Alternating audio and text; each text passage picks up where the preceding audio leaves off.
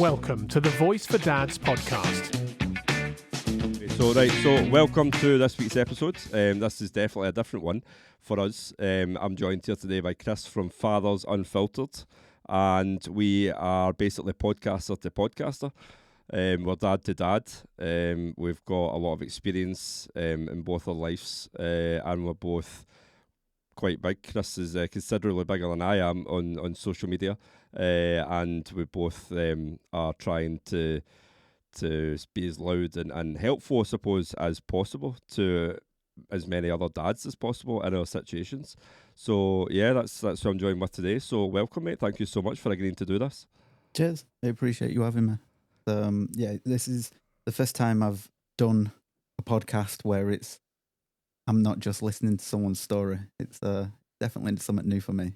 Yeah, and likewise, we've obviously spoke beforehand, and then when we decided to do this, we wanted to, keep as much of our conversation for this, so it just kind of flows, and we just talk about our experiences and stuff without being rehearsed, I suppose, because we are in a different situation whereby, like myself, just like you do, have people on, have dads on who can tell their story.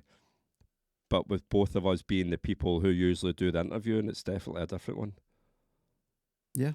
So No. it is. I don't know if you wanted to, I guess, pick up from what we was mentioning a few moments ago. Yeah, definitely. Yeah. So yeah, you were recording today, recording a podcast just before we came on here. And yeah, I was asking you about that, how that went. Yeah, I had a chap who travelled from London up to Manchester, a good 4+ hours. We did a 2-hour session, and he's not long headed back down south.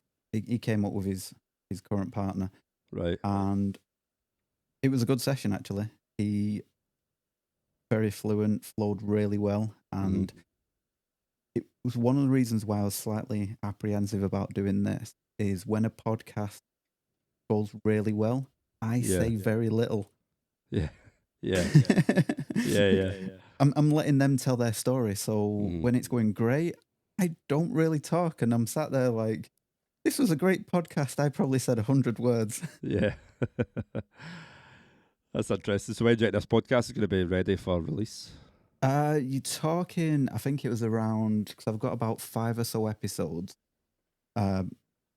for release, and I do them every 2 weeks. So you're talking mid-April. Right. Cool. So I have quite a backlog. Mm-hmm. But it was quite a unique, I'd say, episode. In what way? I mean, they're all unique in their own way. Mm-hmm. He had an ex-partner, which everything had now settled down, and they'd actually become quite good friends, you could say, co-parenting really well.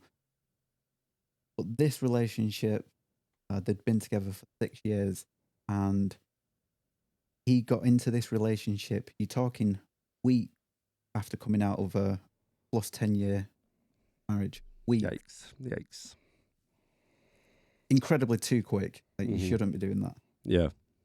And he said, because he'd come out of such a long relationship and he had this big breakdown, quite publicly, where this long relationship had failed. Right. When he got into this next one, he was trying to make it work. And he saw red flags. I think it was from week 1 or week 2, where he was getting effectively abusive text messages. And when I say abusive text messages, it was like they were getting to the point of they were like, "Go and kill yourself." 1 week. Yeah. 1 weekend. Right. Okay. Yeah. Right. Okay. I said to him, like, why didn't you leave?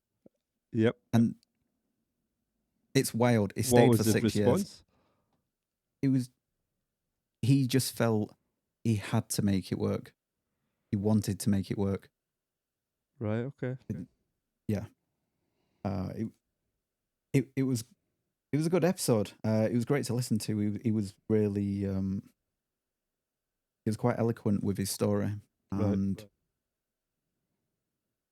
he managed to stay for 6 years they broke up, got back together on numerous occasions. Right. You're talking many, many times.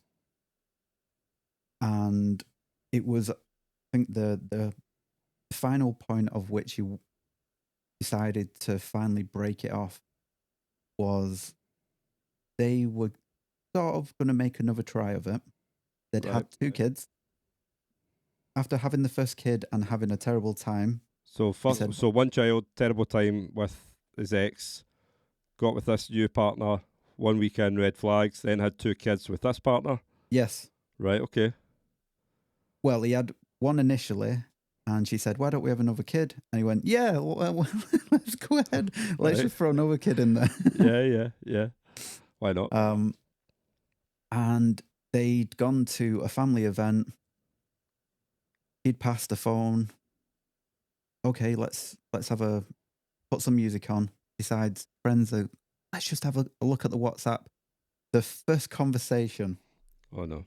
The first conversation, and what he told me, which he went into quite graphic detail. Right. It was quite wild, and he reveals it all, and he just left. It was done at that point. But then that's when. So I just want to make sure I've got you right. So he went through her WhatsApp. Got you. He gave him her phone to put some music on, and his friends were like, "Just have a look, just check. Why you got the phone?" And it was, yeah. It was blatant. So he decided to walk out, and it's shocking how many of them are like that. Yeah, and then obviously I take it he's having a difficult time. Oh yeah, he's not seen his child for 2 years. 2 children, I'm guessing. Yeah. Yes. And then how's it getting on with the first relationship, the first child? Fantastic. Yeah, a lot of his kids are much older now. Right. And he has got a new partner who also has about 3 kids. Okay. So he's doing quite well. He's just missing these 2 kids out of his life. Yeah. And it's surprisingly common. Absolutely is. And going by since when I started doing this, the amount of people that you hear and meet and realise just how common it is, it's awful, isn't it? Because I just never knew it was this common. Even though it happened to me as a child, it's happening to my child. I just never realised how common it is. But this guy sounds like, he's clearly very honest. If he's come on your podcast, drove 4 hours to get there, and said, he saw red flags within a week, he's clearly honest, and it sounds like a very interesting episode to listen to. But, yeah, it's definitely worthwhile. Yeah. But I'm noticing the longer that I seem to do it, I'm seem to see more and more unique instances. The last episode that I recorded was an arranged marriage. Ah, right, okay. And I've never had discussions around it before. No, me neither. And it'd be an interesting one to listen to. A long story short, he said he got to the end of an 18-year marriage, and it was like they were not even friends. There was never a connection. There was amazing as parents, but they just never. They were never on that level. It's purely just for having the kids. And well, that's a whole different topic and conversation, isn't it? Talking about arranged marriages, something which I've not had any discussion with anyone about. But so when you say 18 years, I take it was as clear cut as he stuck around, or they made it work until the children were of age, and that was it. Yeah, I mean, with that, what was quite interesting was he talked quite candidly around bringing people over, the fact of you're marrying relatives, because they marry cousins, and talking about green cards and the rest of it. So it was a very open discussion. But he'd been burnt extreme. He was quite a wealthy individual, and the court system had I think he had quite a lot of assets, talking in the millions, and they just assigned it immediately over to her. Oh, did they? All of it. Not even 50%, just all of it. All of it. Yeah. Wow. Every single property, all the business, a lot. Where's he at now? He's got a new partner, and he's currently going through liquidation. Right. It's and I've kind of got to the point where I'm not even shocked at these stories anymore. Yeah. Yeah. It's quite sad, I suppose, but understandable. So, when was it you started doing this? What made you start Fathers Unfiltered? I was about to ask you the same. So mine was, you're talking 2023, around August, and it was when I was going through separation, Right. pre the whole divorce part, and it was a terrible time for me. Felt rubbish, and I started getting to talking to other dads on Facebook groups, and just reaching out, and I thought I was having a bad time. Yeah. And then I started hearing the stories of every other dad, and it was like, oh no, you lot are having a bad time, like really, really bad time. And I figured, if I felt the way I felt going through my situation, there must be a lot of guys walking around who are living their own little version of hell on a daily basis. Because compared to what I went through, shocking, every single one of them, like the ones that are willing to speak up. And then it kind of led me on to, these stories kind of need to be told. And once I'd heard them, it was like I couldn't unhear them. Once I got to the point of where my access and arrangement was all good, I couldn't just walk away and ignore it. It's like, oh, this doesn't exist anymore. I've seen what's going on, and I've seen what's happening. And it's like your eyes are open to it all. And then it's... you can't just turn away. No, you can't just carry on with the rest of your life as if it doesn't exist, because I know this happens.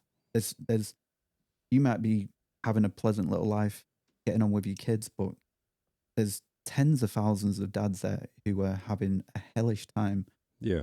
And I guess my part to try and contribute with the little community that I set up on Discord to provide mental health support and some legal guidance with the solicitor we've got. And then it was to try and give a voice to dads. Like, it seemed too common that women had a support group and they could talk with their friends quite openly, but dads were quite happy to just carry on and not even speak about what took place. And I wanted to give them the opportunity to almost say their piece and put it to rest. And that's where the whole podcast come from. And I kind of do it the way I do it, whereas I did think about starting from the separation point, but I didn't want people just to hear an angry person. I wanted people to understand context around, at one point, these two people really cared about each other. And I wanted other dads who are currently in relationships and people, hear the full story. Hear them getting together, moving houses a few times, the little squabbles, and them spending 5-10 years happily married. Then hear all the bad stuff. That's why when I sit down with a dad, I take them back. Okay, how long were you together? How long have you been separated? Take me back to the day that you met them. Now tell me your whole story. I want to know everything. Rather than just when it went wrong. So my episodes can be 2, the longest have been 3 hours, and they tell me anything significant. We want to hear it all, because then you get context around, okay, we understand it went bad here, but now we can see it was actually really good here. And the one thing I've kind of learned from it it doesn't matter if you've been with somebody 1 year, 5, or 40 years. It's like that has no bearing on how it's going to be at the end. Mm-hmm. It's irrelevant. Mm-hmm. It seems like a crapshoot on if it's going to go a bit, sideways at the end. And that's a really interesting way that you put it. So because that's not something that I've really pushed in conversations that I've had with dads. A lot of the time we will focus on the here and now. But yeah, going back to the start, why did you choose to be with this person? There was surely a time in your life where you would have done anything for them and you would have expected that to be both ways. And then to be in the situation you're in now where, one person could be trying to ruin another. It's hard to believe that it happens that way. The way like I said, I didn't want it to be, here's another disgruntled, angry dad who's been hard done by, because a lot of the stories, once you get to the breakup, probably sound very similar. Yeah. You have access. No, when's the last time you saw him? 2 years. What happened? False allegations. The stories are relatively. It's like, yeah, right, that's the textbook we talk about. Yeah, if it tells before that, and then it's like you get the story. One of my favorite episodes. Funny enough, there's no allegations. There's no issues around access apart from the type of job that he has that makes it difficult. Right. That's not even the issue. My favorite episode 2, it actually surrounds his mental health struggles from a young age. Right, okay.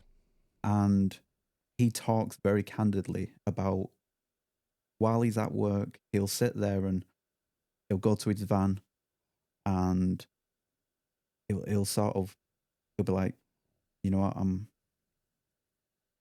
he's talking through it openly about how he's struggling on a daily basis, and he'll text his partner or a relative and say, do you love me? And he said, depending upon what reply they give me was whether or not I'm going to end it that night.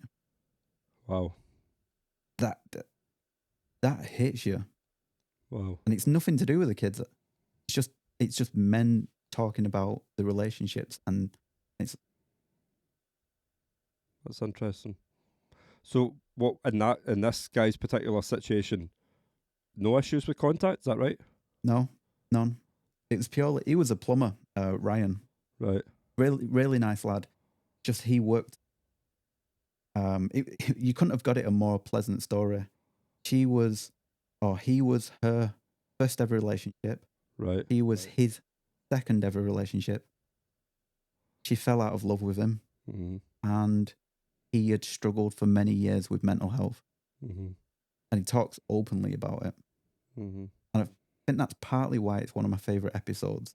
Yeah, because it's nothing to do with it. It's just one guy telling his story. Yeah, as a dad. Yeah, as well. Yeah, that's interesting. That is interesting. And going back to when you touched on the end of a relationship and how it is. I mean, it is as if there's a textbook out there to follow, and it's the same. Just as you said, you have contact, no, false allegations, manipulation, and just it's just the same situation that a lot of dads seem to find themselves in. But that's interesting that you've got him on, and he's just talking about struggles in his mental health, and he's a dad, and he chose to come on and do one of your podcasts. So that sounds like a really good listen. So it does. Yeah, it's I mean, it was an off chance. I travelled down south to do the recording, and we did it in a hotel room. Second ever episode. I think I recorded it 2024 around March. Right. I did about 12 months of recording before I launched the episode, or before I launched the podcast. And yeah, probably still to today, it's my favourite one, just because it doesn't actually mention anything to do with contact. Custody. Yeah. That's cool. That's cool. So so that's your favourite one then. What would you say? What would your most shocking episode be that you've done so far? What one took you by surprise? I know it quite well, and it'd be episode 3, and oddly enough, I went to school with him, or so he said. It's with a chap called Simon, Right. and it actually in the first 5 minutes, he talks about his partner attempting to murder his mum. Okay. Yes, Okay. he also had ADHD, which I didn't know how that would affect him, but it seemed to have done. It was if the podcast didn't flow, it was all punchlines. It was very short. Normally they go for about an hour and a half. Yeah. He ran through 15, 20 years in 45 minutes. It was intense. Did they have it written down, like bullet points? No, Or no, was it just memorized. It was from point to point. It was a very, very intense podcast. Right. And it was the only podcast episode where I was sat, because we do it all in my living room generally. Yeah. And for a brief period, I was actually a little bit scared. And I'm not even joking. I was honestly... Okay, Shouldn't be laughing. picture this. He'd talked about an emotional period. Right. And he was a little bit upset. And then he switches on to talking about getting into 3 altercations at the same time in a road rage incident. Right. Okay. And he has a proclivity for violence. Okay. And he's telling me this while he's staring at me in the eyes. And he's sat right there. And I'm sat there thinking, how are we going to change the subject? Yeah. Yeah. So for a brief period, I was a little unsettled. So he was talking about his ex attempting to murder his mum. Yes. That's going to put a dampener on your relationship, is it not? Well, funny enough, they're actually best friends now. Right, okay. Yeah. Yeah. It's a difficult... It's not an easy listen, I'll be honest. Mhm. And that's the only episode. After I'd finished recording, the episode sat with me for a few hours. Right. I felt it. It was unusual. It felt like it was with me. Mm-hmm. Yeah. Sounds like a good one. Episode 3. Yes. I honestly wouldn't actually recommend. It's very intense. Yeah. What about yourself? How did you end up starting your podcast? So, pretty similar timescales to yourself in terms of what actually made me do it. But going back to your point earlier on about starting at the beginning, my beginning was when I was 4 years old. So unfortunately, I went through abuse, neglect, a bad upbringing. When I was a child, I was taken from my dad by my mum. I was then taken all over the country. I stayed in, I can't even keep track of the amount of houses I lived in. We would move in somewhere, then get evicted, not pay any bills, rob whoever was nearby. I know that now, that's what my mum and her partner were doing at the time. But yeah, so quite a rough upbringing as a child. And then I've grown up, I've realised when I became an adult who my mum really was and who my dad really was, I suppose. I then went and found my dad and was able to piece everything together to the point where I cut my mum out of my life, as did my brothers and sisters, and now my dad is the only one in my life. So that was my upbringing. Fast forward 30 years, and unfortunately a very similar situation scenario is happening to my daughter. And you mentioned, was it August 23? And I was October 23, so 3rd of October 23 was the last time I had my daughter. She had a complete breakdown when I went to take her back. She locked herself in the car, so I couldn't take her out. And, I've had to explain, Daddy, we aren't together, but this, you're going back, basically, this is going back to you spent a few hours with Daddy. And then that got turned round and used against me, that my daughter suffered trauma within my care, and contact was stopped because she was so distraught and distressed, which she was. But what they didn't know at the time was that I had everything recorded, so video footage, audio. I was there with 5 other adults, other family members, and we all knew kind of what we were dealing with, and we were all able to take steps, I suppose, to ensure that not just my safety but my daughter's safety was paramount. So then we fast forward to this year, 2025, and only now am I hoping to see my daughter very soon. So I've missed 2 Christmases with her, 2 of her birthdays. Most of her family's on my side, and she's missed out on so much. But given her age, given the fact that I can remember being her age and how I feel and the memories that I have, I wouldn't give up. It was never in me to give up. It's impossible. And I can only hope that I can repair some of the damage that's been done, and move forward and ultimately protect her from people that you would expect to be protecting her just as much as you are, So that's my personal story. But what led to me starting Voice for Dads was everything I've went through when I started talking to other dads when I go to support groups. So I'll use Andy's Man Club for one of them. So I go to Andy's Man Club every week on a Monday night at 7 o'clock, and they are across the country. I think they're pretty much every town now, just about. I don't think you're hard pushed to find one nearby wherever you are in the country.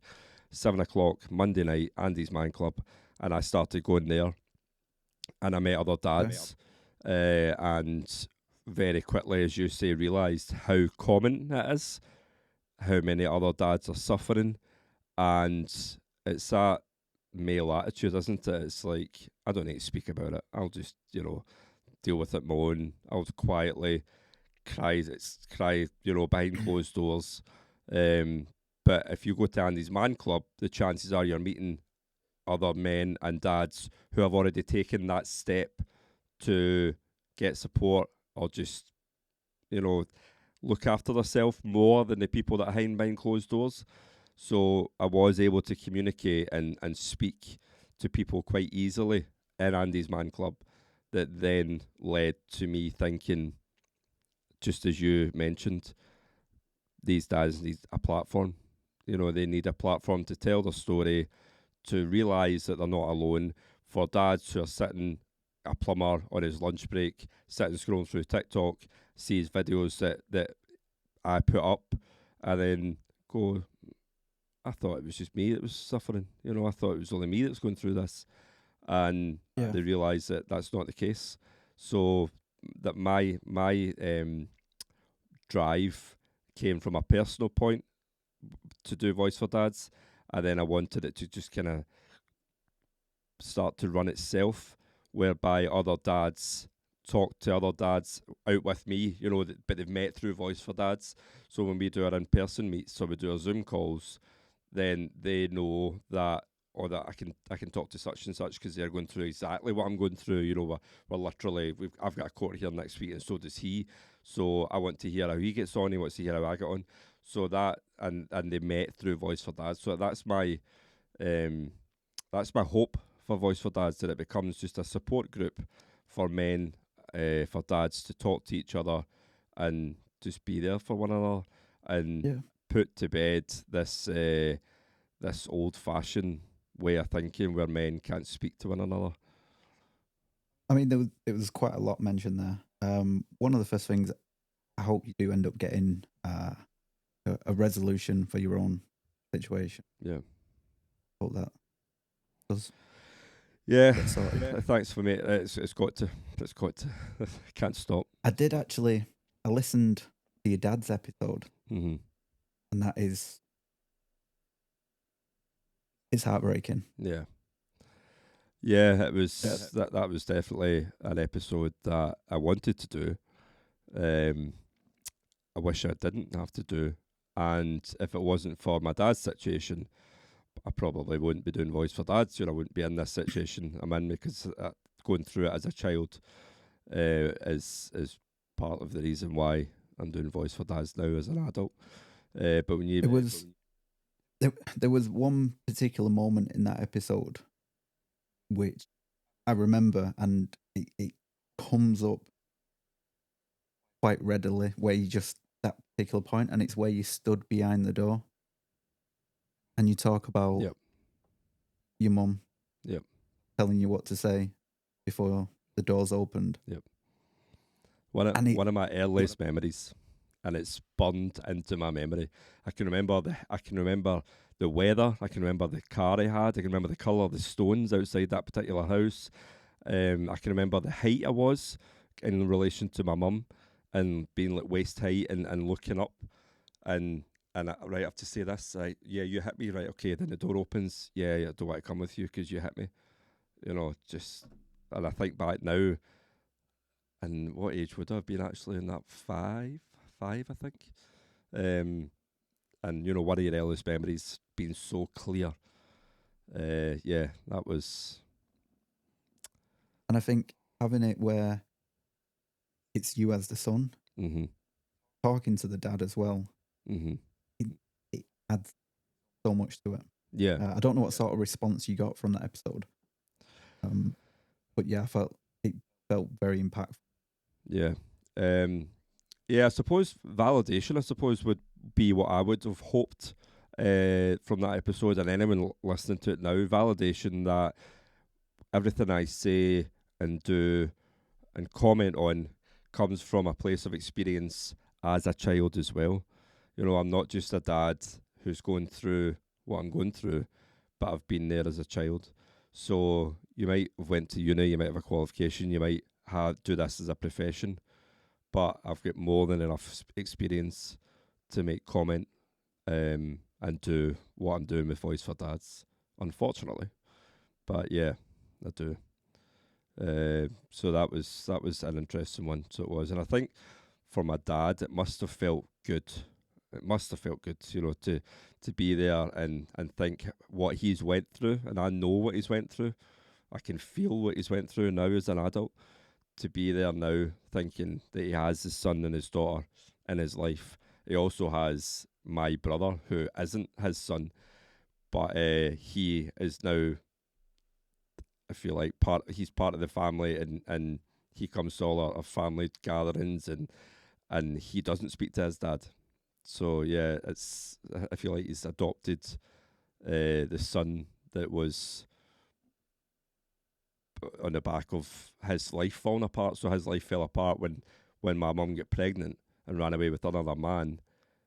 But then the child of that affair is now only talking to my dad, and only it was a weird scenario, that no one could have foreseen. But yeah, that was something else, that episode.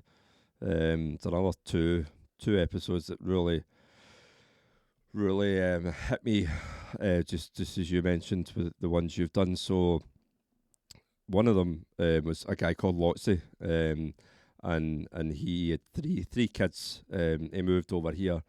Can't remember how many years ago now, but maybe about 20 years ago or so.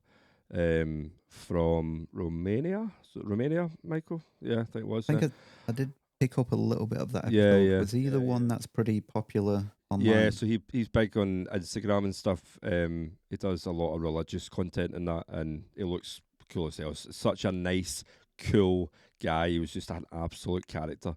He had us howling in the studio, and although he was here, the reason why he was here was heartbreaking, but everything he's going through, and he's still just brought this positive energy. So yeah, he was the guy that moved here, had 3 kids, 3 girls with us, a woman from Scotland. She then ran away with the kids and a new wife, and he went to the police to try and track the kids down, and the police came back to him and said, "We can tell you your kids are safe, but we can't tell you where they are." And when I heard that, I was like, "Are you fucking kidding me? How is that happening? Yeah. How is that happening right now in our country? Shambolic." Yeah, it's got, you can't even serve a court notice at that point.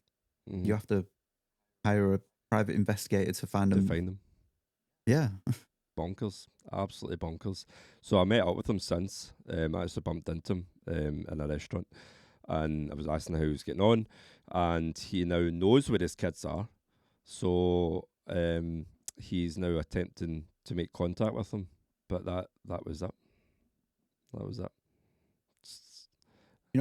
One thing that when I originally set out, I don't know if you was along the same lines, to do the podcast, I had the vision of cataloging as many instances as possible, and that was going to be the great thing where you could just point someone to there, and this is all the instances of wrongdoing, and right. You could use it as great lookup. And the more I started recording and actually got it out there to the people, I found that wasn't actually the main use of it. Like that wasn't what people got the most out of it. Right. Okay. There was like 2 main things that people got from coming on that type of podcast where they're speaking about it. One was the person coming on telling their story, mm-hmm. and they were saying how cathartic it was to finally release it and get it off the chest and almost put it to bed. And the second, which I only found out through letters and messages from people, mm-hmm.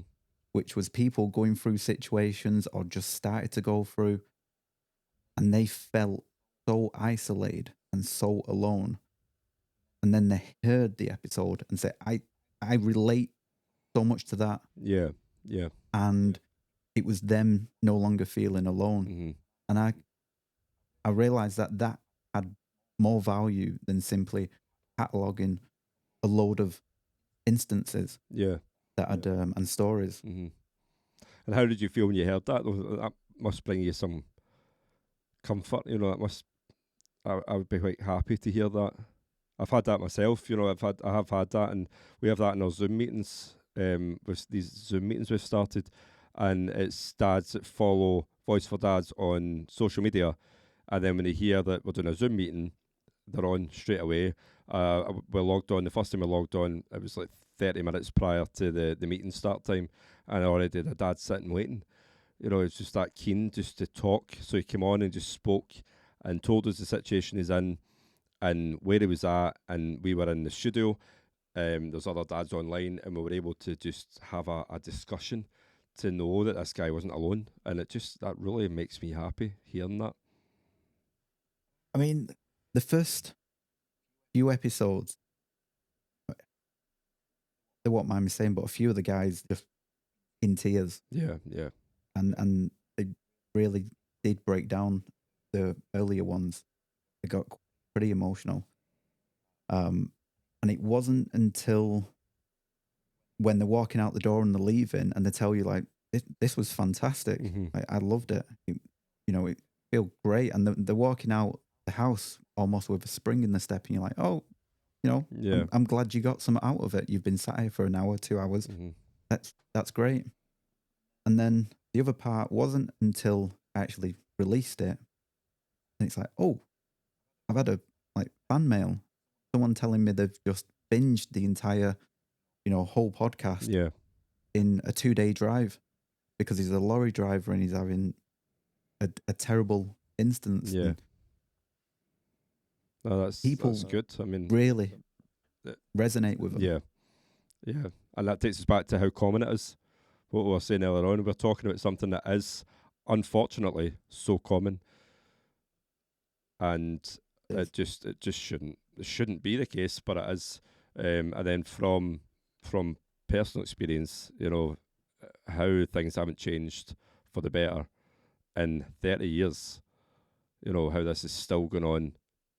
It should be a national crisis. One of the guys we had on, Stephen, he's ended up becoming quite a big supporter. I'm actually looking on my phone here just now while we're talking for the name of the guy who runs Fathers for Justice, because he keeps putting some good content on social media, and I thought I actually wanted to reach out to him as well.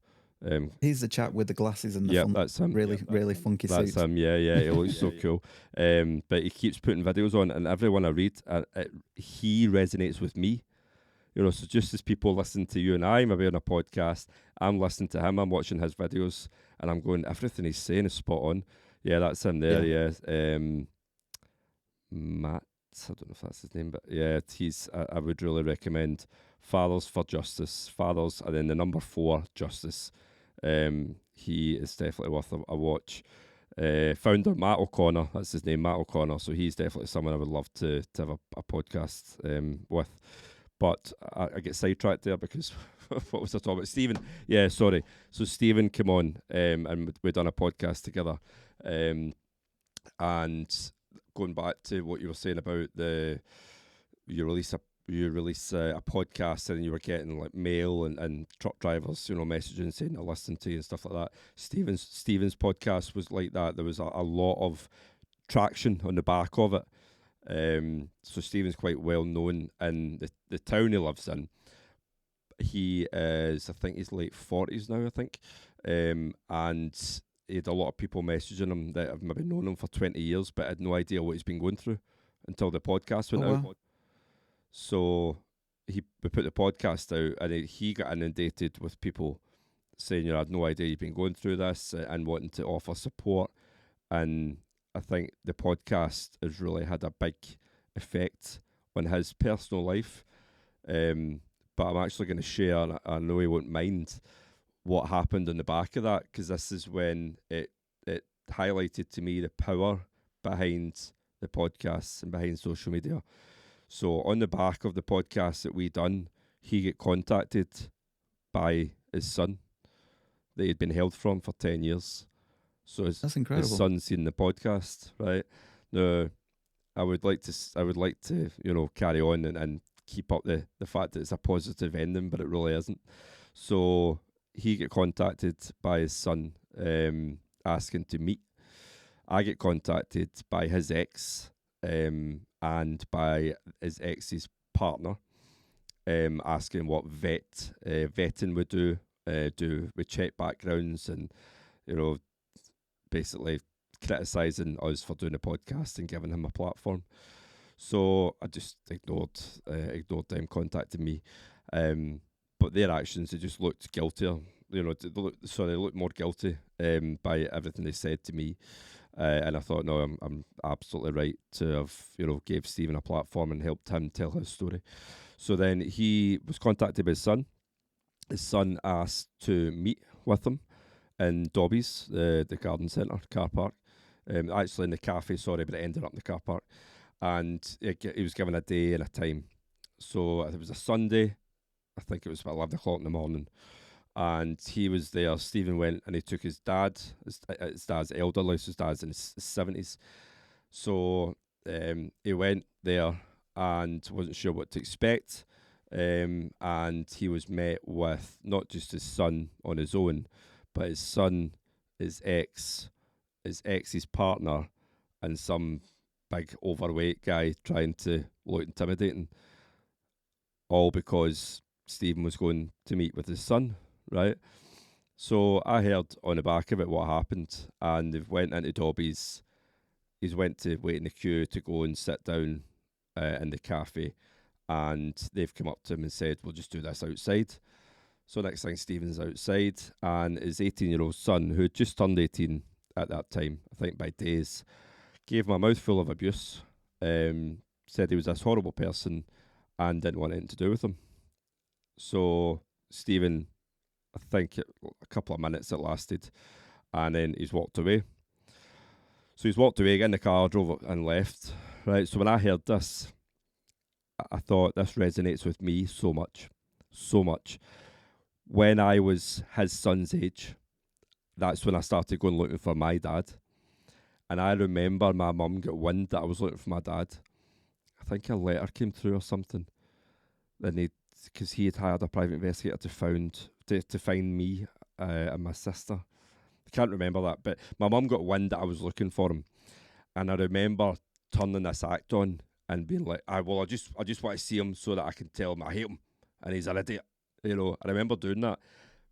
But I knew then, and I can remember now doing it, because I was thinking I was protecting my mum, and I was only saying what my mum wanted to hear. So yeah, when I heard that happened to Stephen with his son, I thought I can put myself in his shoes. You know, this young boy, he has no idea what he's saying and why he's saying what he's saying. He's been manipulated and ultimately abused by his mum. He's been removed from his dad, and he's missed out on 10 years of growing up with his dad. And then it's got to the podcast being released. He had just turned 18, so now he has no one to protect him. But where were social services? Where was any of the government agencies protecting him when he was a child?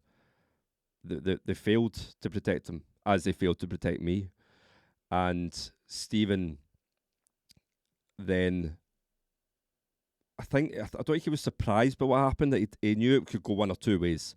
It could only go one or two ways, and it went obviously the way it did. But when I heard about it, I thought, I know why this boy is saying what he's saying, but he doesn't really mean it.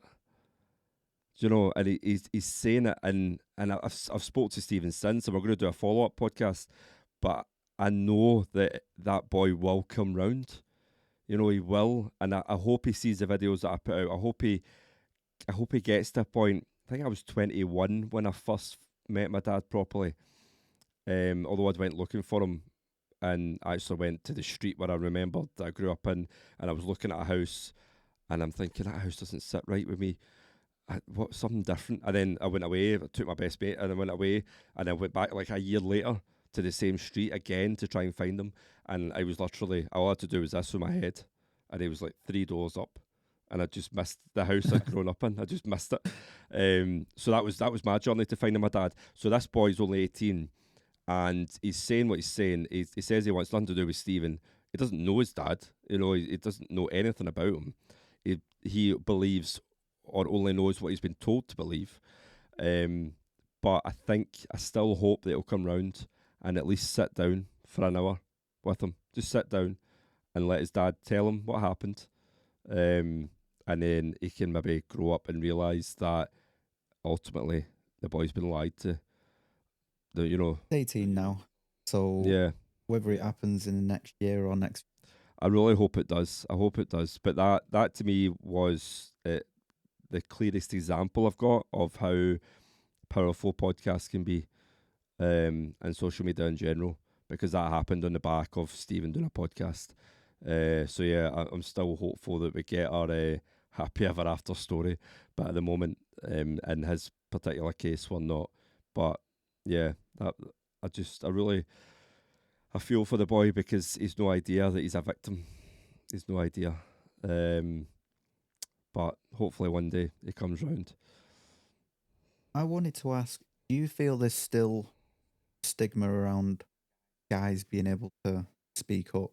I know once I get a guy that opposite me, you almost can't shut them up. They just keep talking and talking, and yeah, as soon as you press record, they just want to say it all. Yeah. But to actually get people to start speaking? Do you think there's still resistance to want to do that? 100%. 100% there is. So, and my reasoning for saying that is that the amount of dads that have contacted Voice for Dads, so they go on and there's a submission form on our website and they contact us, they tell their story, and some of them are pages and pages long. They write their full life in an email and send it to us, but then aren't wanting to come on to Zoom, aren't wanting to do a podcast, or aren't wanting to come to our in-person meets.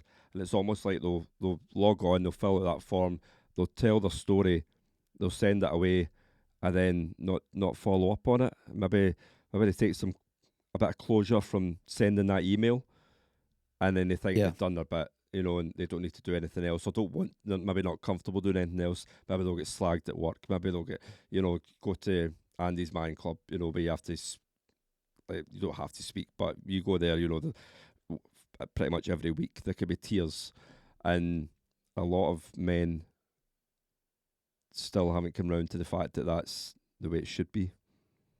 I've got a question. When you get sent these stories, do you read them all? Yes, read them all. Okay. And straight away my reply is, it's the same every time. Here's my phone number. And it's not that I'm an expert and I say this all the time. I've just got lived experience. So when I get the message back, I send my phone number and I say, right, the next step is we speak on the phone. And if I can help you in any way by saying, right, here's a microphone and a camera, tell your story, or here's Shared Parent Scotland, or here's our in-person meets, or here's Andy's Man Club. If I can help just by doing any of that, then that's pretty much all I can do. You need to want to help yourself to start with. So how many people roughly do you get who want to go ahead with it, but sort of last minute when you're trying to actually arrange the session, drop out, or somebody's ended up in hospital?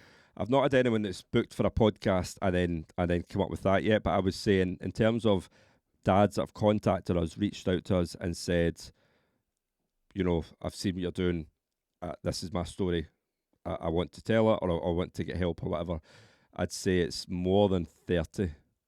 So as that have taken the step to contact, but then not necessarily followed up.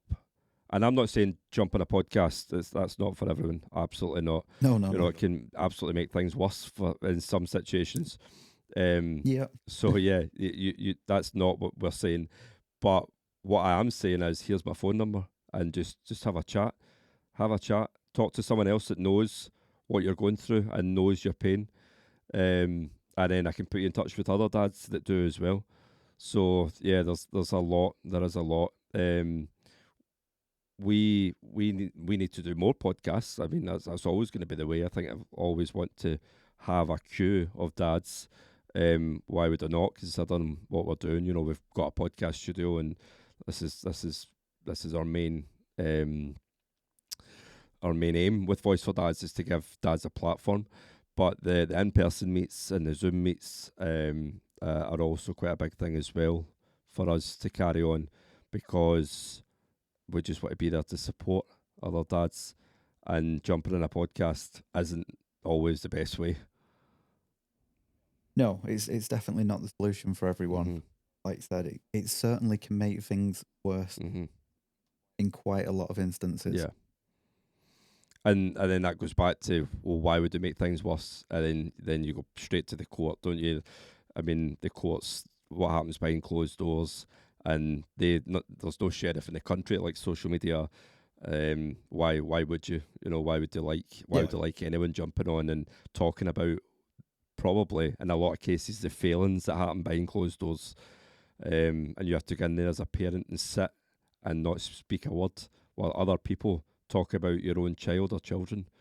It is a shambolic system that needs a complete overhaul. What's one of the biggest sort of challenges that you've found trying to grow the platform, Voice for Dads? Challenges. I think an interesting one would be, try to think of an example. So I follow a, a restaurant chain in Ayrshire where I stay, and they're called Tempura. And they've got 5 branches, and their social media is amazing, right? I love it. They are hilarious. Everything they do, they just nail their social media. And every time a video comes on, I'll watch it. You know, they're just on the ball with social media. And the amount of views they get, it could be 100,000 views, right? I'm on Facebook or TikTok, whatever it is, I'll see them. I think they're big on Facebook.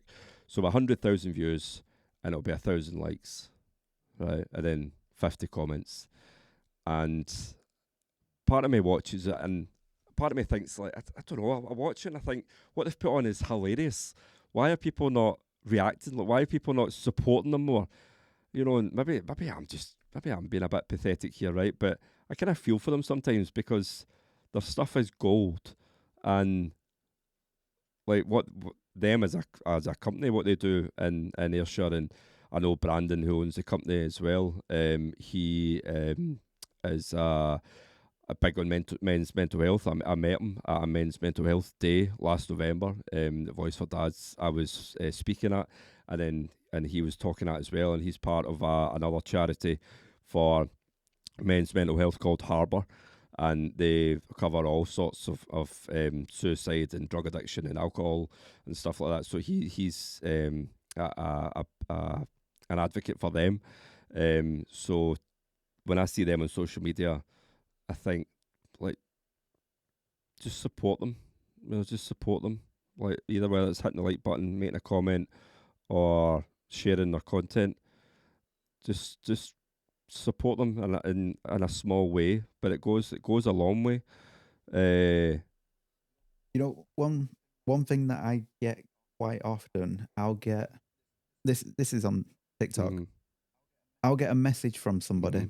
who is, I can tell if somebody's liked, because you'll see the image come up. So if somebody likes them often, it's like you'll see the same names. Yeah. And it'll be a message from somebody Mm-hmm. who has never liked any video virtually. Yeah.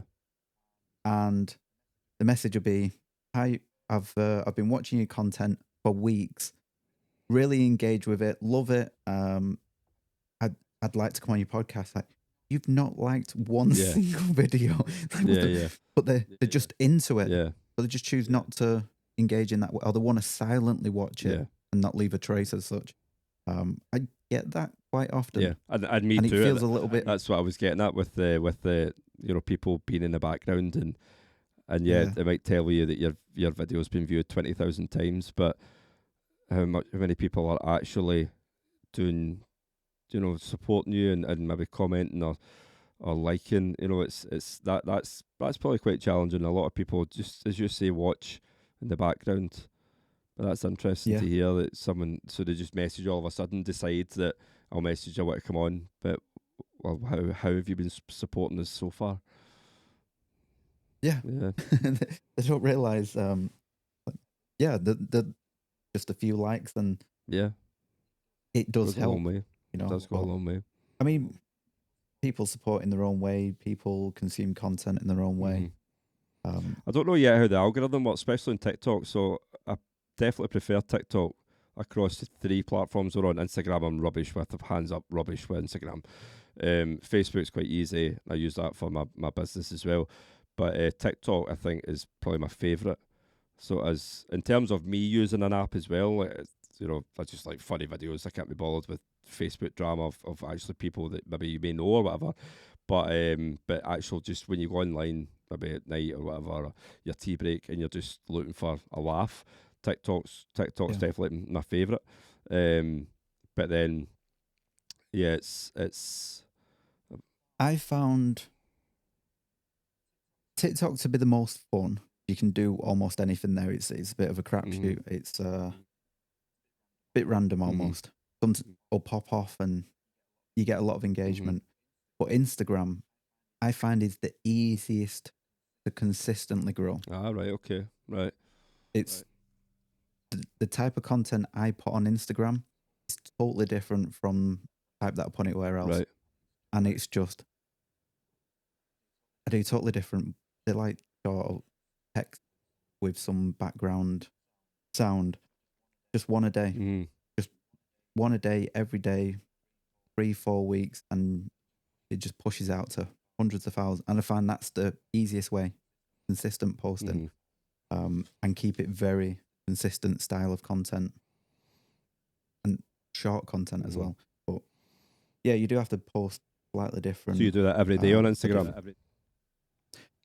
I was doing it for around probably 2 or 3 months, but then I kept having to make the new content each time, which would consume a number of hours. Yeah.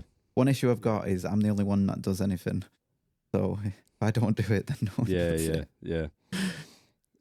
So yeah. No, Instagram's definitely something I could get better with, like 100%. And it's just, I don't know, maybe I feel like an old man on it sometimes. I feel like I don't know what I'm doing, like some pensioner going, "How do you work this again, son?" But yeah. Do you see Voice for Dads expanding beyond your groups and the podcast format? I would like for it to be a support group where people can come and meet in person. So I would, similar to Andy's Man Club, but then Andy's Man Club is successful because it covers all men, like mental health, regardless of age, situation, anything at all. You could just go and you don't need to be a dad who's struggling with custody to see your children. So Voice for Dads being a support group is definitely more niche, but it's just where I think the Zoom meetings that we're doing might end up being more successful than the in-person meets, because we do have dads contacting us. I mean, I have a dad contacting from as north as Inverness and as south as Liverpool, saying that they basically watch what we're doing and they follow us online and stuff, but they can't come to our in-person meets easily. So yeah, that's where the Zoom meetings might end up being more successful. And then I find myself being on Zoom meetings with other parenting support groups as well. So I know from experience that I take comfort in logging on to Zoom and doing that. So yeah, that would be my plan, that it just in any way supports dads who are struggling, and whether that means that we're just a signpost, to other agencies, to legal advice, or just a group of men who know what it feels like to be in the situation that some dads find themselves in, then I think that's what I would hope and want Voice for Dads to be, just somewhere that men can talk to other men and support one another. So what about you though? How do you view that? How do you view what you're doing with your podcasts? Because you're doing more than that as well though, so obviously you've told me, but let's tell folk that are listening what you're doing out with the podcasts. I mean, the big plan for the podcast is I want it to generate revenue. Right. The idea being is I want the revenue to support the charity. And I haven't mentioned too much on the charity side beyond supporting dads with legal guidance, and we wanted to develop that further. There's actually a board of, we've got 5 people that we're trying to establish a charity with, which we were meeting quite regularly about trying to grow it. So this charity the vision that we had, basically, we wanted to change or create a social housing for dads that have gone through separation. Right, okay. We wanted to create emergency housing for dads up and down the country. So this is when dads separate, we wanted somewhere for dads to be able to go. Mm-hmm. No charge, because we understand there's the issue of when a dad is asked to leave the house, he has to support the existing house, he has to pay child maintenance, and then he has to support a new house. Yeah. Most people can't do that. So we wanted to create an emergency housing where dads can move into near the families, and we're not going to charge for it. And we wanted them up and down the country. Mm-hmm. Beyond that, we wanted to contact councils all over the country, and we wanted to get them to reallocate their derelict houses to our charity, and we would then renovate, repurpose them and put them back into the housing market. Whereas rent in an area might be £800-900, we'd charge, say, £200, which would be the cost for the heating system, certificates and electric, and a bit of the legal fees, because charities cost money and houses need maintenance. So the idea being is dads near the kids wouldn't be required to try and get the money to work longer in order to get the maintenance to pay.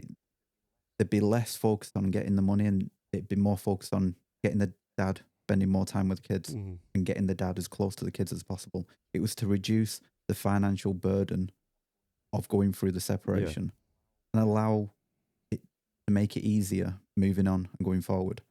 And we wanted to allow that the long-term housing until the kids turn 18, and then the burden of having to pay for the child maintenance would reduce, so then the dad can then move on and move into regular housing. This is what we want. And it also then reduces the burden on the existing housing market, because you've got 30,000+ houses which are being brought back into the market, which would be leased or owned by the charity. But that's your long-term goal. That's our long-term vision. And the funds from the podcast, so when that's going to go towards being able to build that. And the great thing about, because it'd all be established within a charity, in 50, 100 years' time, the charity moves hands. It's not like somebody can just sell it up. Like, all the houses are going to be kept within the charity. So ideally, over years, it's going to grow and grow. And it could actually be the social housing that, there currently isn't one. As such. Well, they all keep getting sold off anyway. Well, that sounds awesome. So it does. That sounds awesome. And I hope that succeeds. I hope you do. I hope you do well. That sounds incredible. So it does. So yeah. Me too. Absolutely. We've got a wee list of questions that both of us had spoke about before we come on.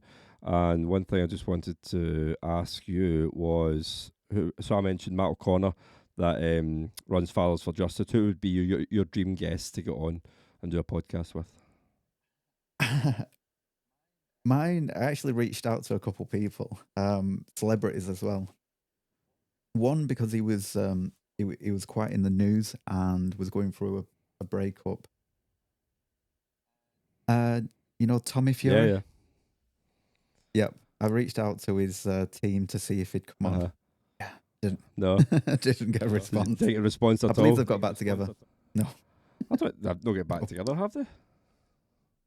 I saw some that they might have. Someone showed me a picture. So they may not have. Right.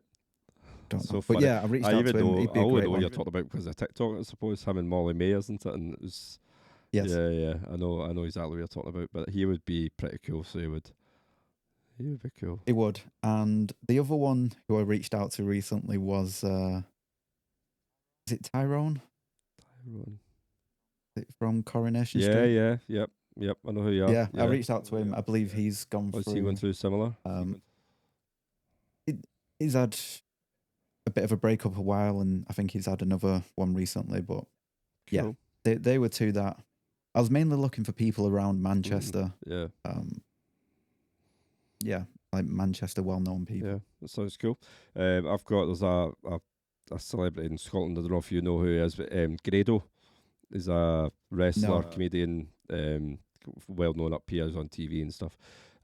So I've actually been talking to him, and I hope to get him on to do a podcast soon. Not that he's going through any of the situations that a lot of our dads are, but just to help us in spreading the word, and what it is that we're doing here, given his following. So yeah, it'd be quite cool to get him on. Another thing you asked here is the edit. So you do, like you mentioned earlier on about like Instagram and stuff, and you don't have a team working for you, so it takes up a lot of time.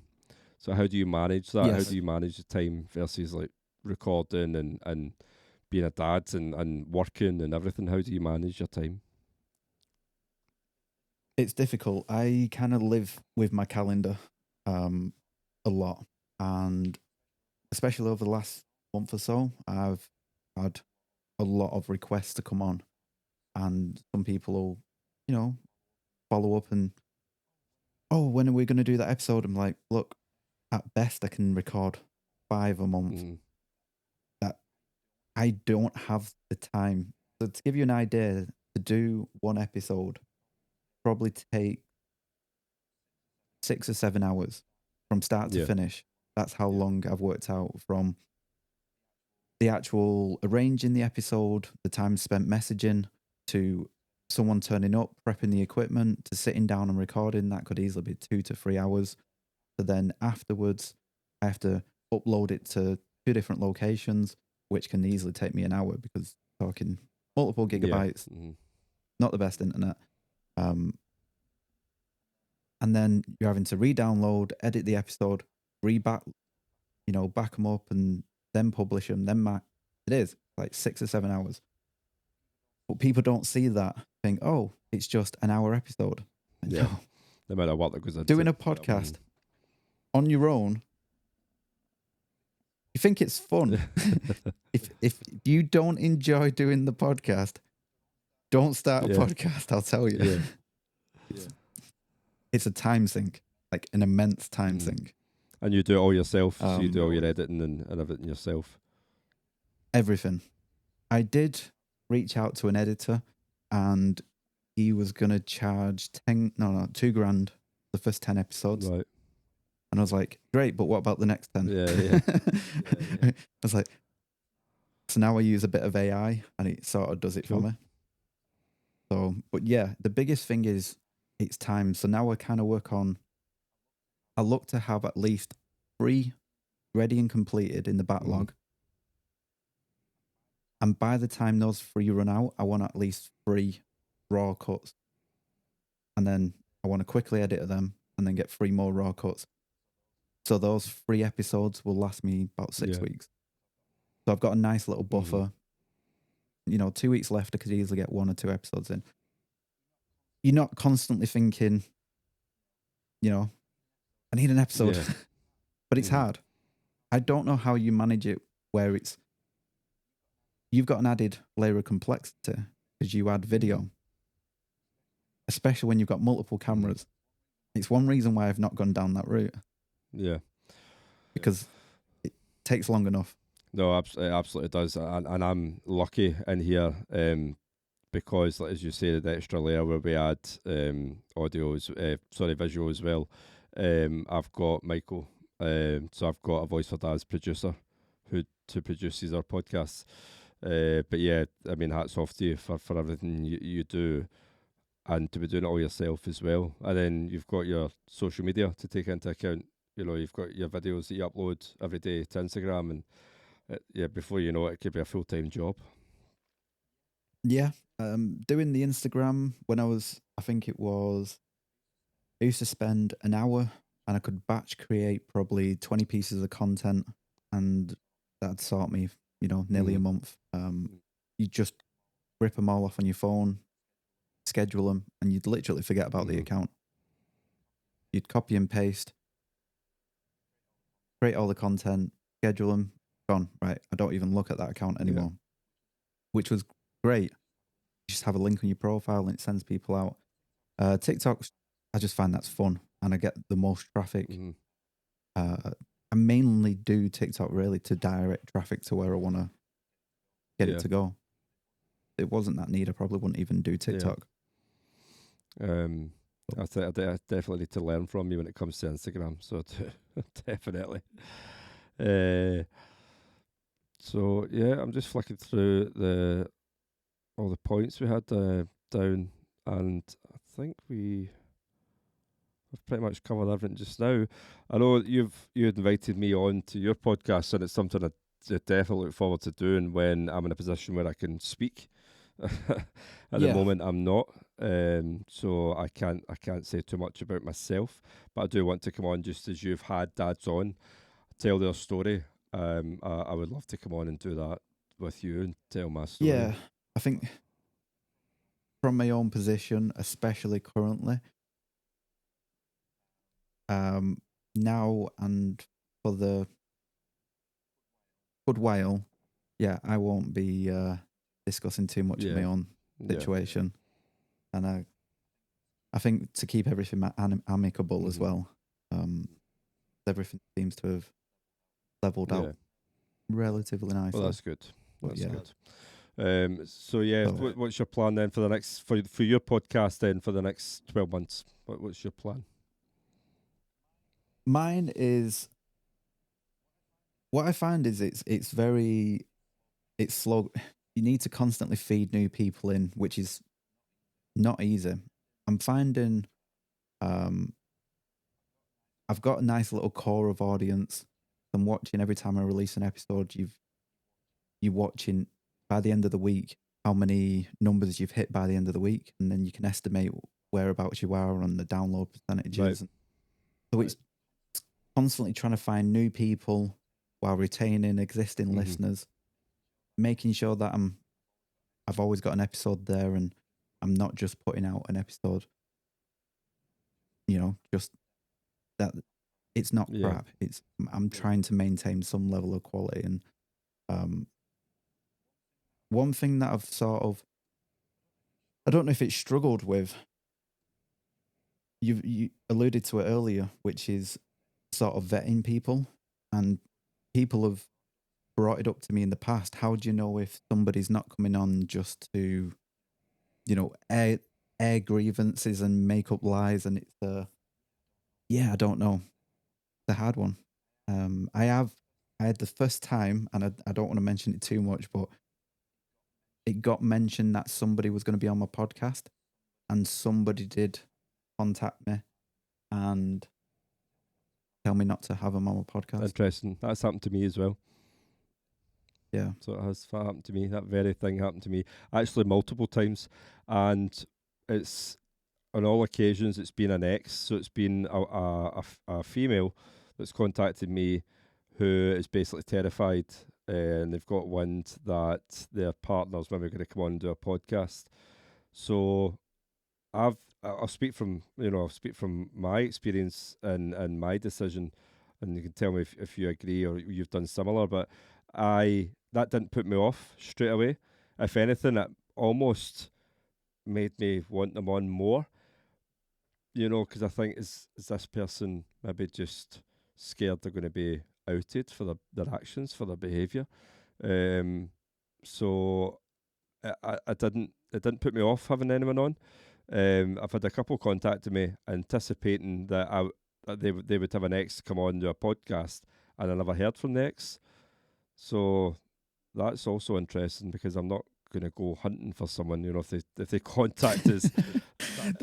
It's quite a unique one. My ex might contact you. Yeah. Okay. I'm like, all right, okay. And I'm waiting on them contact. I'm like, yeah, okay, still nothing. But yeah, so no, I've definitely had that as well. But for me, it doesn't put me off having them on. I also had it was actually down your neck of the woods. I think they're from Manchester, and it was a dad who took to social media to basically record everything that was happening with his son. He was fighting to see his son, and he was recording everything and posted it. And he was getting tens of thousands of views, and I reposted it on the Voice for Dad's account, and then I get contacted by his ex and asked to remove it. So the angle she took was that I had shared it, and it had her child in the video. But so then I thought that's a fair point. So then I went back to the dad, and he authorised us to leave it on the page. So I just went back, politely said, look, we've had consent from the dad, and we've got permission to share his video. I then got bombarded with screenshots, text messages, video footage as well that she'd taken, and it was like just a barrage of texts, and I couldn't keep up. Like, I could not keep up, right? And I thought, I'm not interested in any of this. Like this is, whoa, this is too much, right? Part of me thought, now I can see where the guy's coming from. You know, the guy's got a point, because you are clearly unhinged. I mean, it was chaos to contact us, and all we did was reshare his video. So yeah, that was interesting. So it was, and then I've had a few as well that you'll reshare or comment on, and then you get threatened with court action and all the rest of it. Yeah, I've had my fair share of that, to be honest. So I have. So yeah. I mean, I've not had any issues off the back of the podcast itself. I probably need to reach a few more people before I get the joys of that. What I'm finding is the more I talk openly about, I believe, safeguarding issues aside, that's a given. I believe mums and dads should have 50-50 equal access as a given. Like I said, safeguarding issues off the table. That's you don't even need to say that. It should be the starting point. It should be the default position. It should. The more I talk about that on the likes of TikTok, I've seemed to have found an audience of anti-men advocates, or that seem to barrage my profile and love to tag me in anything and everything. And it's happening more and more. And all you're saying is you want kids should have 50-50 access to both parents. Coming from a child's perspective, you know, it's who's looking out for the kids. The kids have rights, and the rights should be equal access to both parents. So you're putting out there and getting what messages? Oh yeah, I get told about instances where one dad did something terrible, you know, ended the life of the child, and I think there was a couple instances, but because of those couple instances, it's almost as if no dad should have 50-50. Yeah. Like 2 instances. I'm sure I could find 2 instances where a mum has done something similar. Yeah, and it's absolutely. Yeah. And it's wild. Rather than they're working from the extremes, rather than, all right, let's start in the middle, you know. Let's go with what the norm is. Do you know, just on touching on what you said there, that just reminded me about the video you posted a few weeks ago of AI. Remember you asked AI? Yes. I was wondering which which video you was going to talk about then. Spot on. So it was. I had goosebumps listening to it. I thought that it just fixed everything. And how long was it? Was it 2 minutes or something? No, it was more than that. It was 5 minutes or something. It was 4 minutes. Okay. And then you posted it, and I thought, that's it fixed. If we just... Yeah, it was... I only asked it regarding dads that are being alienated, and regarding dads that don't have 50-50 contact, but both parents have parental responsibility. I asked AI, how would it solve the issue? And it didn't just solve it. It wrapped up in a nice little bow. It was I've got goosebumps like the video just now, actually. It was spot on, to the point where I thought maybe, I was like, somebody's typed this in, you know, how is this so accurate? Like, it just nailed it. And I thought, that was it. It was incredible.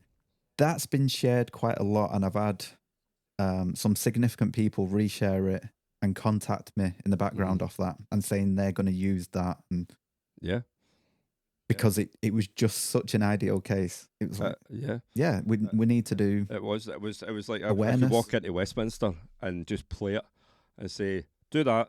That's on your system. Anyone disagree? You know, there we go. Because, and this is where I do find myself like I'm hitting my head against the wall sometimes. So dads will talk about dads, right? Mums will talk about mums. We'll talk about helping other dads, and it's always about adults talking about other adults, right? But who is sticking up for the kids? Who is looking at it from a child's point of view and thinking these children all have rights, and their rights should be to have 50-50 access to both of their parents as the starting point. And it's just as you say, the safeguarding issues aside, so that's the only time when a child shouldn't have access to a parent, is if they're in danger. But straight away, again, we'll go to the dad, but that could just as easily be the mum. So that's the only time where it should be, right, maybe we need to look at this here.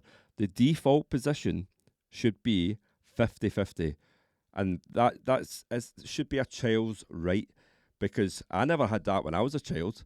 You know, where were my rights when I was a child?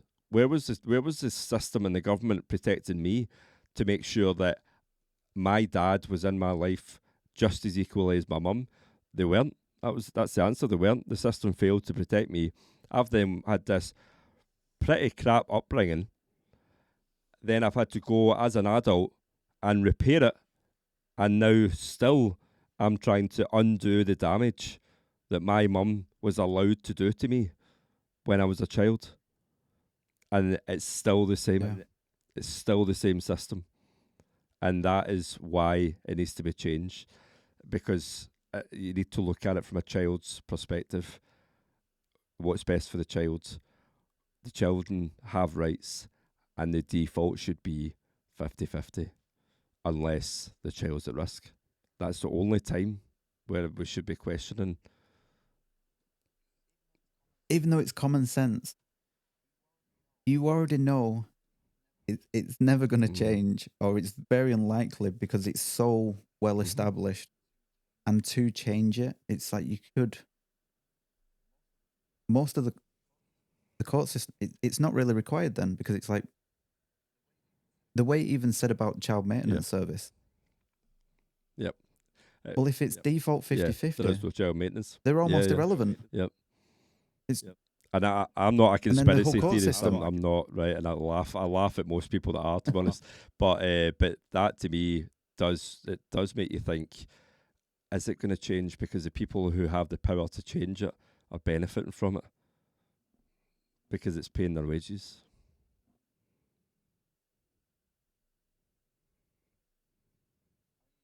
I mean, it's the only way, like it said, you're going to change it is you need to change it in the laws. But then to get that changed, it's going to be, let's do a review, and they just get knocked back and knocked back. That's where fame comes in, right? That's where fame comes in, because with fame comes power. So the louder you are, the more famous you are, the louder you can be, you know. Then ultimately that brings change, right? Let's take Donald Trump for example. Whether you hate him or you love him, I have a feeling someone like him would make the change required. I think you could play to him that AI video that you've done, and he would go, "Yeah, that's right. Executive order signed, done." Yeah. You know, I think that's. But we don't have that in this country. You know, you're not going to play that to Keir Starmer, are you? Like, you know, God. It's not going to happen. I don't even know who the First Minister of Scotland is, or that insignificant. But it's we just don't have that luxury, I suppose, in this country. But it needs to.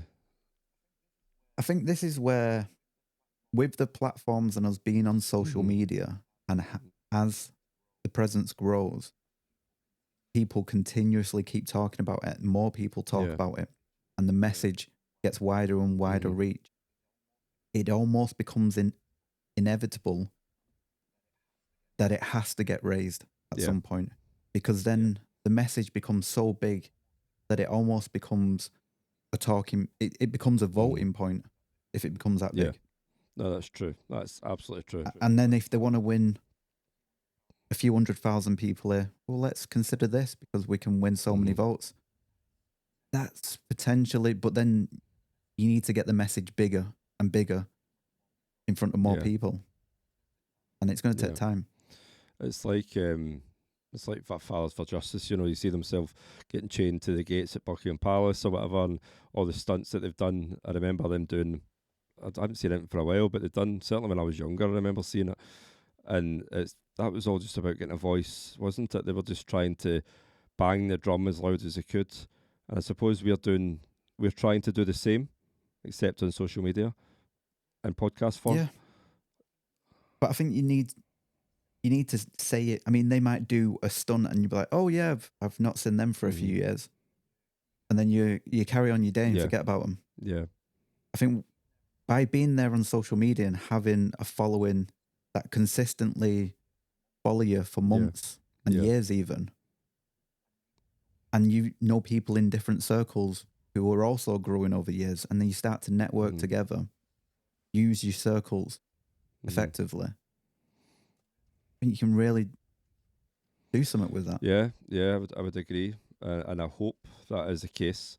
Some of this, I've done a couple of stunts, not to the extent of chaining myself to Buckingham Palace gates, but I did. There's a famous statue in Glasgow, and it's the Duke of Wellington, and it's famous for always having a cone in its head. Don't know if you've heard about it or seen it, but it's basically in the city centre of Glasgow. For decades and decades, drunk people were putting a cone on this guy's head. He's sitting on a horse, and it became that common that the council would go up and remove it, and then someone would go and put it back on, and it just became a kind of running joke to the point where it now is required by the council to make sure there's a cone on its head. Right? It's just this is just typical Scottish banter, sort of, right? But so that now there is a cone that's permanently on his head. So in November of last year, I done a video, we put it out, and we had a yellow Voice for Dad's cone, and we had the Voice for Dad's van pull up next to it, and I got a set of ladders out, and I climbed up, and this is broad daylight, middle of the afternoon, busy city centre, and we had drones up and guys filming and stuff, and I went and replaced the cone with a Voice for Dad's yellow cone, and I stuck a flag in the statue's arm as well, the Voice for Dad's flag, and again, this was all just about banging the drum. And that cone was there for a month. So it was there for a full month in November into December. So seen by God knows how many hundreds of thousands of people past that in that time. And that was all just about banging the drum. And the council came up after a month to replace it. And the building opposite had scaffolders working on it. And the scaffolders clocked that the council were there to change the cone over and saved the cone. So they took the cone from the council workers, messaged Voice for Dads and said, we've got your cone and we're keeping it safe. No way. So we get the cone back. So we did. So we've got that yellow cone now, and we've got plans to, kind of do a kind of put it back. Aye, or do different landmarks and stuff. So you can go to Edinburgh Castle or Stirling or, somewhere around the country and plant it and then take pictures. And again, all with the same intention of just banging the drum. That's it. Just be as loud as possible, because the more people that do it, the more someone's going to pick up on what we're saying. The right person is going to think, I need to help these folk. I need to help these dads, and ultimately we can maybe change the law. That's the plan. There's something that I want to mention because there's a bit. Are you aware of somebody called Deadbeat Deadbod? Yeah. There's an event on in London. Right. He's doing a protest. Right, okay. April the 25th. I hope I've got that right. Look it up. Yeah. Anyone who's listening. But he's protesting on behalf of dads and the rights of dads in the court system. So he's hoping to get quite a few down there. I mean, it's actions like that. Hopefully we can get a lot of people there. That sounds good. And it sounds right up my street.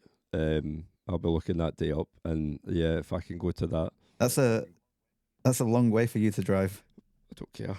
It'd be good. It sounds like something I'd love to be part of. 100%. So 25th of April, you think? I believe it's 25th. I'd double check on his TikTok page, but I know it's April, pretty much around there. But yeah, he's doing a bit of a protest. That sounds cool. Yeah, that sounds awesome. See if we can go to that. Another thing we did was get a jet ski and went up the Clyde. So that's the main river that runs through Glasgow, and I had the Voice for Dad's flag over my shoulder, and we're bombing up and down outside the BBC and all the famous landmarks and stuff, again with drones following us, and made a video out of it. Just again with the intention of banging the drum and just being as loud as possible. So I hope that will continue, because I'll make sure it continues. But yeah, I hope we can come up with some cool, creative ideas, because being as loud as possible, can't ignore us forever. No, just need to get the message out there as much as possible in front of as many people. Find the audience. And it's maybe it's the best way to put this without getting slaughtered. I feel like if I meet a professional, right, if I met someone that's to do with the government, an MP or whatever, you can't just say, oh, you're I'm a dad, right? You can't just say you're a dad that's not seen his child and you're going through this just now. You know, poor you. I feel like I've got extra credibility because I can say the system failed to protect me as a child, and I have such clear memories of it, you know, and I know how damaging it is. So that alone means that you will listen to what I've got to say, and not just me, but everyone else that's part of our group. And just like the dads that do your podcast as well, you have to listen to all of us because we're all coming from the same place. And ultimately, for 30,000 dads that are going through this, say, how many children is there? Over 100,000, hundreds of thousands, who knows? You know, because it's never just one dad, one child. You know, there could be several children involved. So there's far more children suffering than there is dads, and that's an upsetting truth. So it is. I'm waiting for the day that I get a politician's phone number in my phone. I'm noticing, and I'd be interested to hear your point on this. Since starting the podcast and having I'm getting more people who I wouldn't necessarily be in contact with. Like, I'd say significant people, I now seem to have their number in my phone that I wouldn't normally be able to contact. And I'm getting people reaching out to me saying, here's my number. Yeah. And quite a few of them have access to politicians, but yet I've not been given a politician's number direct just yet. Are you finding anything? Well, yeah. So one of the guys in our group had a meeting with our local Labour MP, and he raised everything that we just spoke about. He raised all of that, then raised Voice for Dads and what we're trying to do. I myself have got a meeting with my local MP. It's in March. The dates, I can't remember the date right now. Well, it's middle of March. So I've got a 45-minute meeting with my local MP with the intention of just laying out everything we're doing. So everything we're doing at Voice for Dads, and basically saying, this is what I'm doing, what can you do? And if we all do that with our local MPs, you know, then just what I said a minute ago, they can't ignore us forever. You know, they've got to listen. Yeah. So I think every dad that's in this, you know, situation should be approaching their MP. Should be approaching a lot of people. They should be approaching men's mental health groups. They should be approaching the gym. You know, they should be doing all sorts of things to look after themselves, because you and I both know that it's hard to explain just how bad a place you can end up in when you go through this. You know, it's like some of the dads have said to me, it's like you're grieving your child, but they're still living. You know, and it's hard to explain that to people unless you've went through it. How does that feel to grieve for a child who isn't dead? Yeah, it's a bad place to end up in. I know what it's felt like to worry about that situation, and it's a worry that doesn't go away. But to have it where the child isn't there, it's not a pain that I've had, and I don't wish it upon anyone. I was talking to a dad who, when he last had his child, I think it's about 9 years now since he's had his child, They used to go to a restaurant, and he still goes to that restaurant, and it's almost like, I think the way he described it was like the scene of a tragedy. Like he goes and looks at the table they used to sit at, and if his child's still living, you know. And when he said that, I thought it's hard to describe in words how low you can actually be when you find yourself in this situation. What I can also say is, from my own experience, is that I've got pictures of my daughter all over my house, and I, at the moment, can barely look at the pictures of her because I would just break down, you know. But yeah, going back to what I was saying, every dad that's in this situation, if they went to their MP and raised awareness, then that would help. That would help towards making change sooner. And it goes back to what we were saying earlier on. It's as simple as 50-50 is the default starting position. I think probably one question, I don't know how close we went towards, and one question, final. What's one message you'd want every dad listening to your podcast to take away? You're not alone. I say that quite often, whether it's on social media posts, in person, or on podcasts. You're not alone. So when you sit there and you might be sitting in an empty house, you might not know how your child's been that day. You might not even know where your children are. You know, I know dads that are like that. They don't know where they are in the country, let alone being able to speak to them and check they're okay. You know, did they have a good day at school? They maybe feeling unwell. Are they're missing you just as much as you're missing them. You know, their birthday. You missed their birthday. Were they thinking about you on their birthday? You know, all these questions that dads will find go over and over in their head to the point where they feel like they're going insane. Crying herself to sleep, you know, like seeing a hairbrush or a bag or a teddy or a toy or something, and it just sets off, you know, these emotions. I think all I would want to say to each and every one is, you're not alone, because there's other dads out there that know how that feels.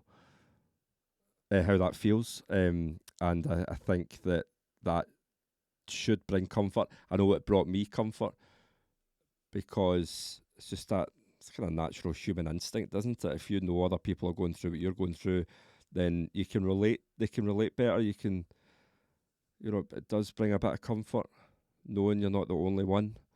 So yeah, I think that would be it. You're not alone.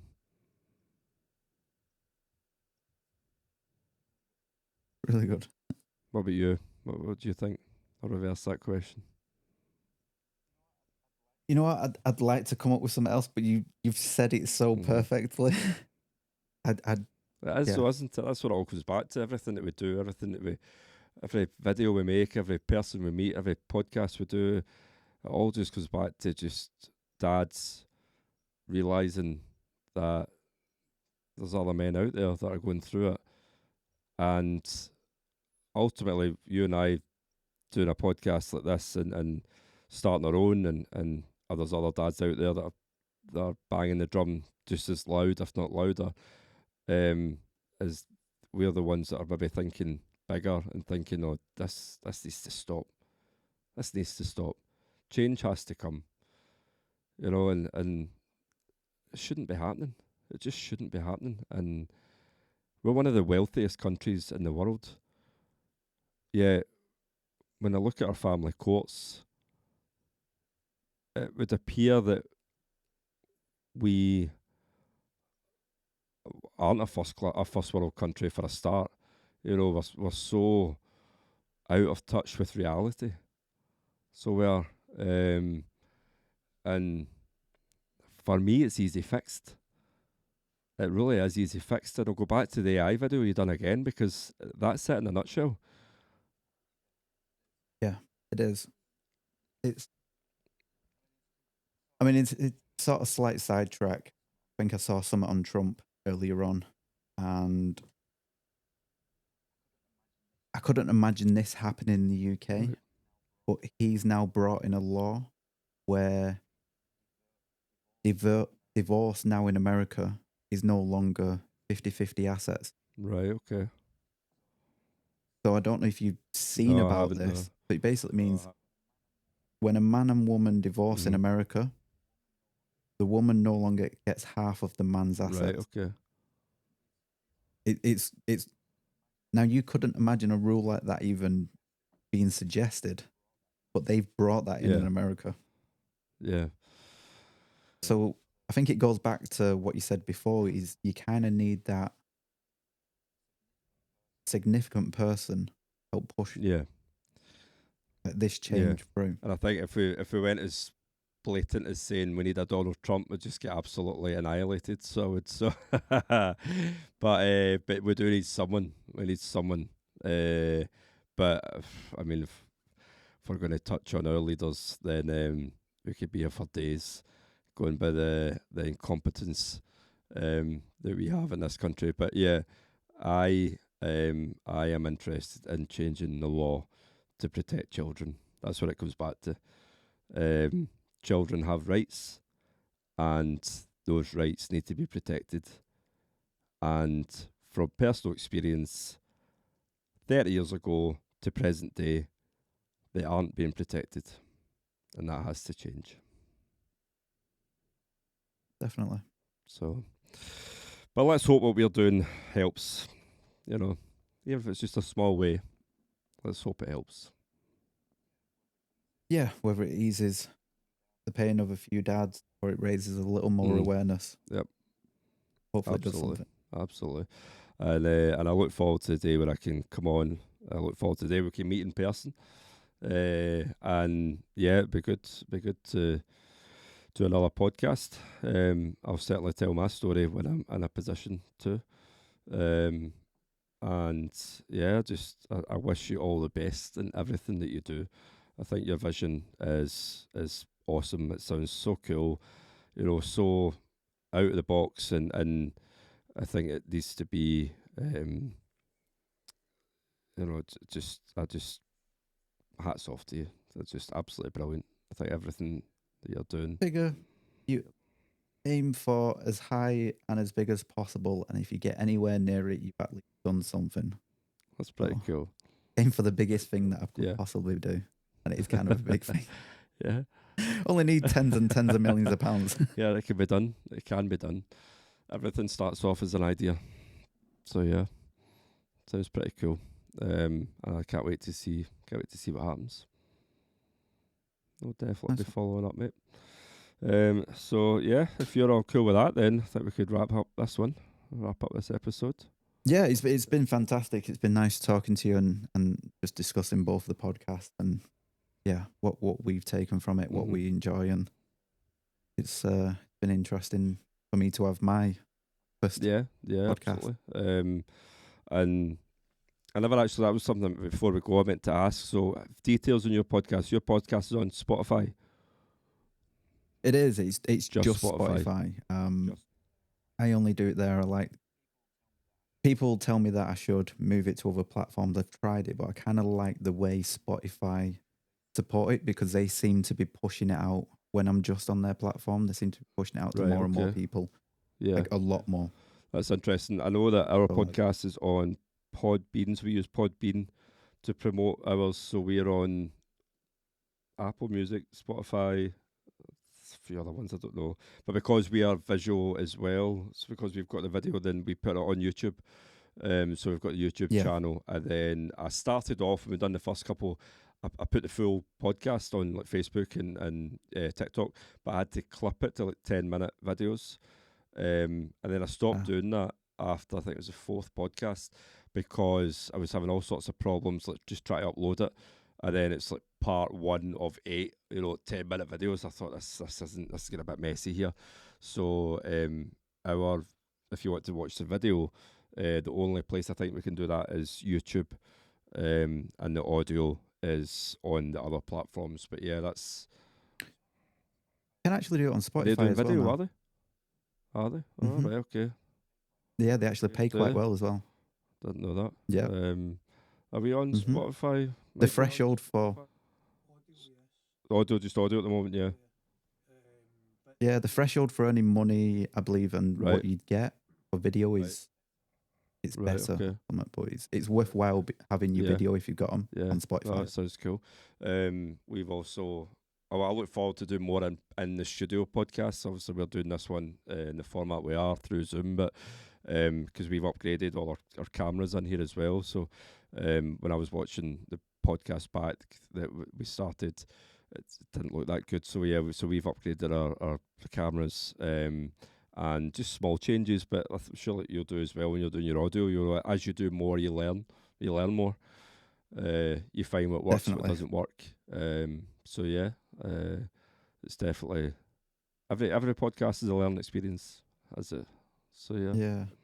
I mean, one little side thing, you probably won't notice if you listen to it, but on episode 1, the first one that I've recorded, my headphones were actually muted for the entire episode. Ah, right, okay. Was that by accident, obviously? Yep, by accident. I didn't realise until afterwards that I had it set incorrectly, and I was like, why is it so quiet? And I'm effectively just talking to the chap with earmuffs on. I was going to say, so you're in the room with them and you're sitting just with earmuffs on. I'm like, why is it? He's like, do you want to turn it up? I was like, yeah, just turn it up a little bit. They were muted.